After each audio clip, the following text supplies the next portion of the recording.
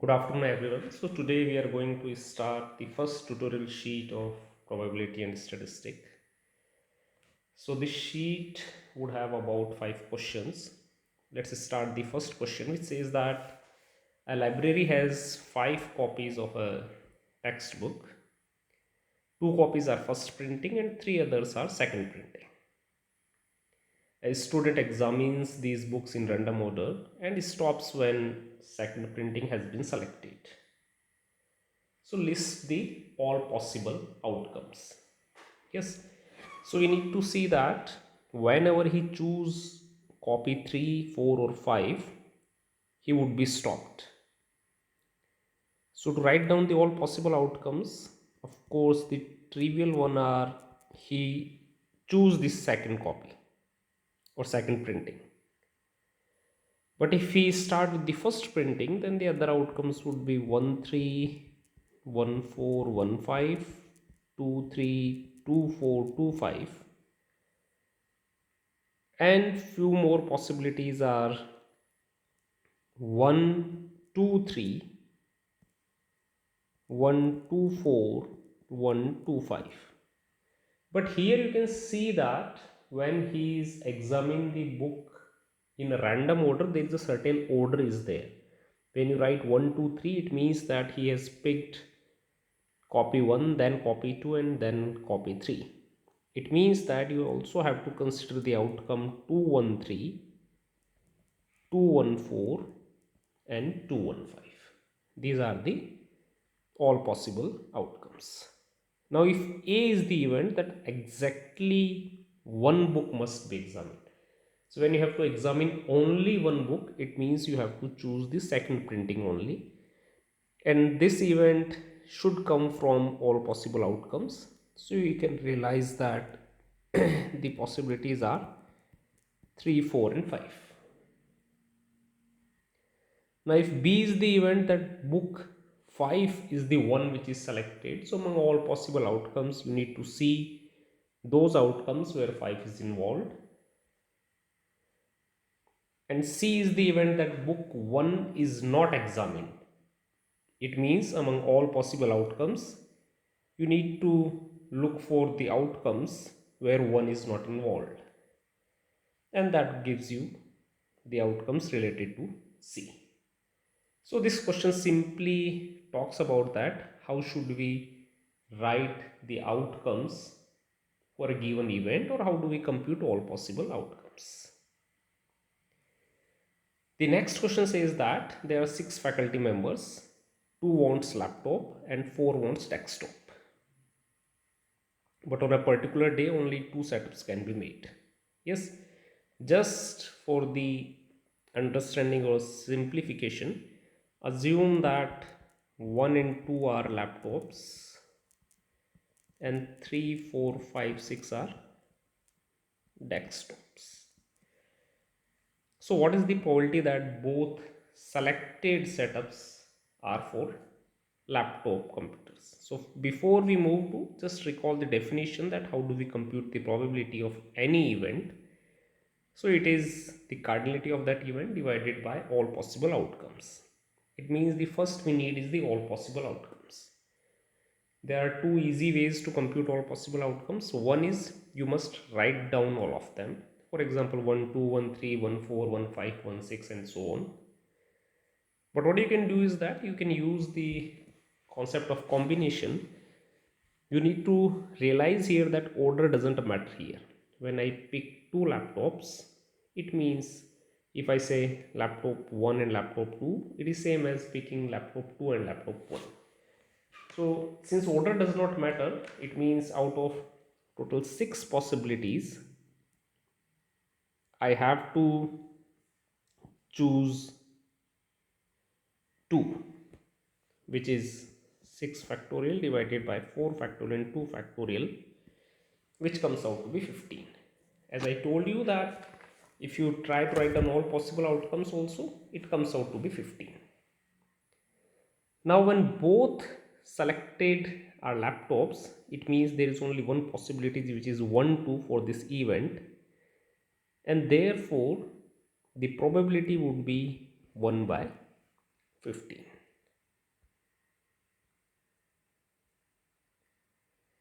Yes, the part B says that both selected are desktop. Now, one possibility is that you write down all the possible outcomes and see that when only desktops are coming. Other possibility is that we know that there are 4 desktops, out of which 2 needs to be selected and divided by 15, which comes out to be 6 by 15, which is 2 by 5.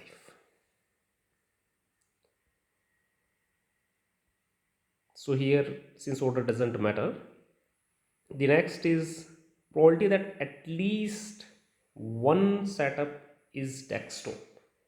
So at least one setup, what does it mean? It means that there are 2 possibilities.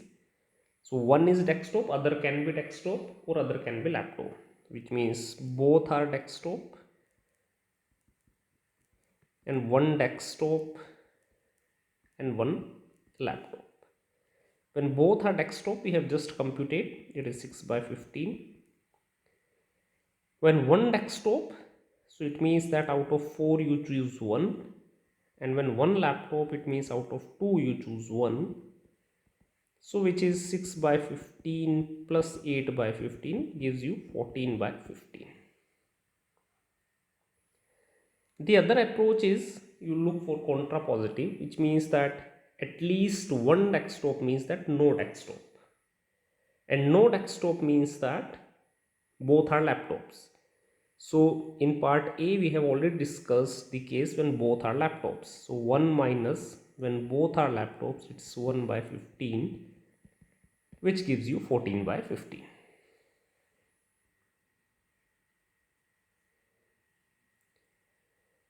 Probability that at least one computer of each type, which means one desktop and one laptop, this we have already discussed. So 4C1 multiplied by 2C1 divided by 15, which is 8 by 15.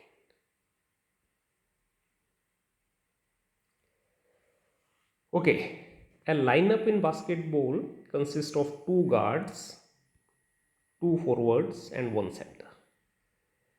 Now a college team has 3 centers, 4 guards, 4 forwards and an individual which can play either as a guard or a forward. We need to see how many starting lineups can be created. Okay, so to create a lineup, I need 2 guard, 2 forward and 1 center. Now for guards, 4 possibilities are there, but before that I need to understand 2 cases, that when X is involved and X is not involved. So no X and X is there. When X is not there, it means out of 4 guards I can choose 2,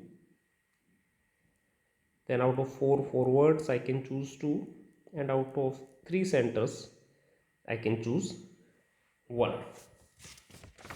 So that gives us all possible combinations. If you calculate it, it comes out to be 108.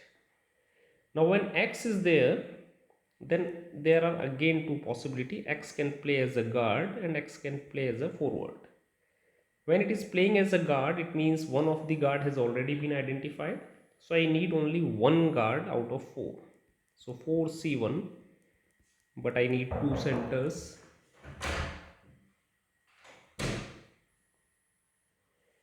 I need 2 center, I need 1 center and 2 forwards. And similarly, when X is a forward, then I need 2 guard, 1 forward and 1 center. I need to add both of them. So this is 72 plus 72. So if you total all of them, there are 252 combinations for a lineup. Now let's talk about part B.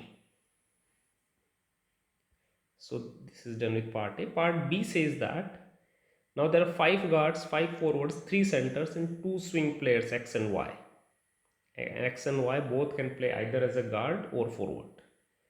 5 need to be selected. Now the only difference is there would be more cases. So first case is no X, no Y. It means Out of 5 guards, 2 guards need to be selected. Similarly, 2 forwards need to be selected. And out of 3, 1 center need to be selected.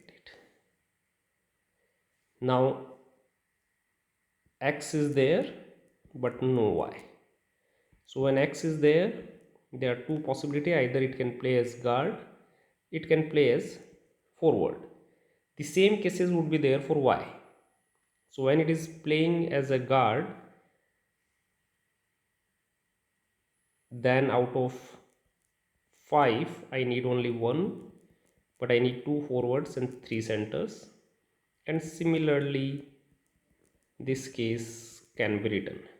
But this case works same as in case of Y, and therefore total would be, it is 300 plus 300.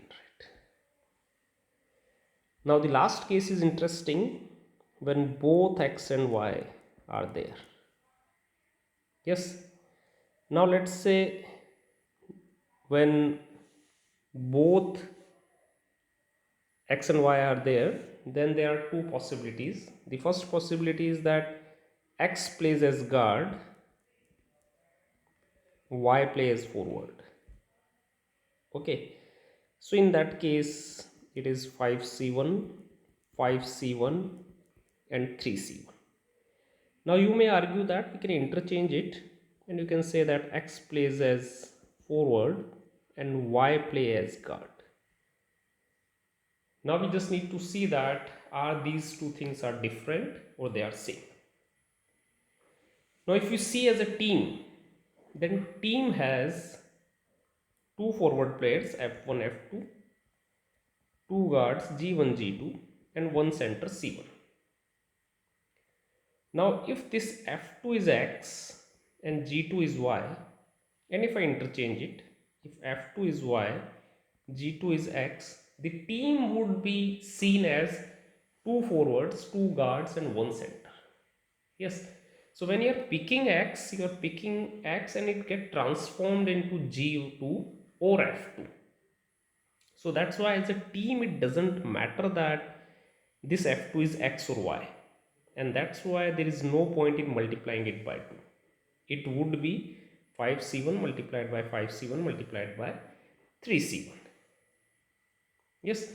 Now other possibility is that both X and Y plays at guards. It means now I do not need guard, I only need forward. And the third possibility is that both of them plays as forward. It means I do not need guard, I just need forward. And if I combine all of them, then it comes out the sum is 1035. Now the total outcomes are, out of 15 players I want to choose 5 players. That's why 15C5, which is 3003. So required probability is 1035 divided by 3003. So very interesting question. Just spend some time in this particular case when both X and Y has been considered, one as guard and one as forward. The next one is quite a lengthy question. It says that a person lives in LA and frequently travel to Washington DC. So LA to Washington DC, Washington DC to LA, and she used 3 flights, 3 airlines, 50% time with airline 1, 30% with airline 2, remaining time with airline 3. Now while traveling with airline 1, flights get late to DC 30% of time and to LA 10% of time, and similarly there are numbers for airline 2 and airline 3. Now if we learn that on a particular trip she arrived late at exactly one of the destination, what is the probability that she has traveled with airline 1, 2 and 3? So separately we have to consider 3 cases. So first we need to understand that what need to be computed. So let's define the event L which is given and which says that she arrived late at one of the two destinations. So L is she arrived late at exactly one of the two destinations. Now I need to compute, if I define AI to be the event she is traveling by airline I, then separately I need to compute probability of AI given L because it is given, conditional probability. So this is how conditional probability is defined. Probability of A given B is probability of A intersection B divided by probability of B. See, if I use the formula, then it turns out to be probability of AI intersection L divided by probability of L, which means probability that she arrived late at exactly one of the two destinations. But if I have to compute that she arrived late at exactly one of the two destinations, I must know that by what flight she is traveling. It means that independently I cannot compute probability of L. But if I know that by which flight she is traveling, then it makes sense. It means that I have more possibility to know that what is probability of L given AI. This can be computed. It means that by using the definition of conditional probability, I cannot solve this question. So to solve this question, I need Bayes' theorem, which says that probability of A1 given L is, so probability of AI given L, it is probability of L given A1 multiplied by probability of A1, and then there is a summation L given A1, L given A2, L given A3 and so on. So it means that probability of AI is already given, because in the question it is mentioned that 50% of time she traveled by airline 1, 30% by airline 2 and so on. So these probabilities is already there. Probability of A1 is 0.5, A2 0.3, A3 0.2. It means that if I can compute probability of L given A1, L given A2 and L given A3, then I am almost done. Now what it mean by probability of L given A1? It means that probability she arrived late at exactly one destination provided she travels with airline 1. Yes, again if I use the definition, then it becomes probability of L intersection A1 divided by probability of A1. This is one way, which means that L intersection A1 means that she arrived late at one of the destination, exactly one of the destination, and she is traveling by airline 1. And the other way of looking at it at what would be its contrapositive. So its contrapositive is either she arrived late at both destination or she does not arrive late at any of the destination. Now in the question says that for airline 1, the flights are late into DC 30% of time. So if she arrived late at both the destination at DC, its probability is 0.3, and she arrived late into LA 10% of the time, so its probability is 0.1, and this OR leads to plus. She does not arrive late at DC, its probability is 0.7, and she does not arrive late at LA, it is 0.9. And since it is contrapositive, so I have to subtract 1 minus and these terms. That gives me probability of L given A1, which is 0.34. If this is clear, then in the same way we can compute probability of L given A2, L given A3, and then we must use Bayes' theorem to compute probability of AI given L. So I have already shown you the answer. You just need to do this computation by yourself and verify it. The last question says that a quality control inspector is inspecting newly produced items for fault. So he searches an item for faults in a series of independent fixation. This is important word, independent. Given that a flow is present, let P denotes the probability that flow is detected. Now, assuming that an item has a flow, what is the probability that it is detected by the end of second fixation? Yes, so by the end of second fixation means that either it got detected at first fixation or at second. If it get detected first fixation, its probability is P, which is given. If it is not detected at first, its probability is 1 minus P. And it got detected at second, its probability is P. So that's why it becomes P plus 1 minus P and P. If I see terms of event, then I say that let di be the event that flow is detected on ith fixation, and events are independent, it is already given. It means I am looking for 1 minus probability of d1 dash, means d1 complement, intersection d2 complement, which means d1 dash intersection d2 dash is flow is not detected at first and second fixation. And what we are looking for, flow get detected at first or second case.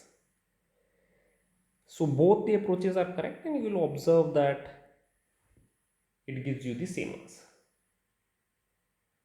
Now give an expression for probability that a flow will be detected by the end of nth fixation. So we just need to generalize. This is at the end of second. If we generalize it, then this is how it looks like at the end of nth fixation.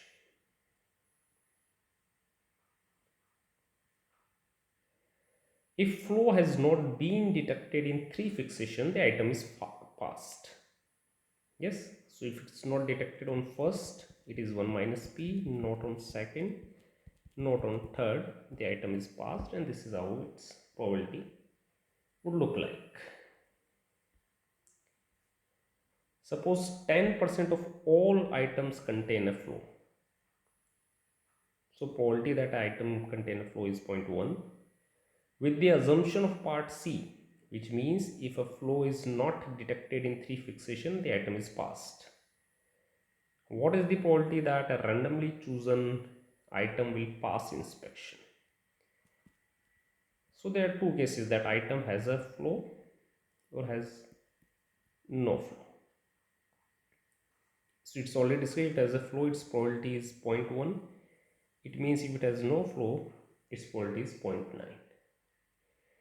But if it has a flow, then probability is 0.1 and it will pass with assumption of part C. It means that flow is not detected in 3 fixation. And then we add.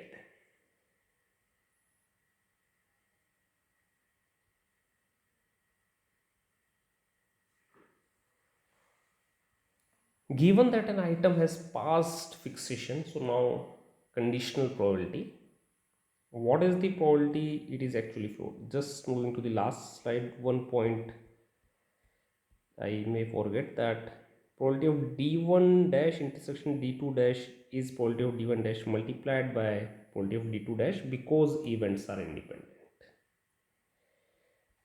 So let's move to the last part. So given that an item has passed inspection, so conditional probability, what is the probability that it is actually flowed? So let PB B denotes an event that item has passed inspection. So in part D we have already computed, and A intersection B is that item has passed inspection and has flown. So this is already we completed in the last, and now I just have to use the conditional probability, and I have to put p is equal to 0.5. That gives me the required answer. So that's all from today's class. Thank you.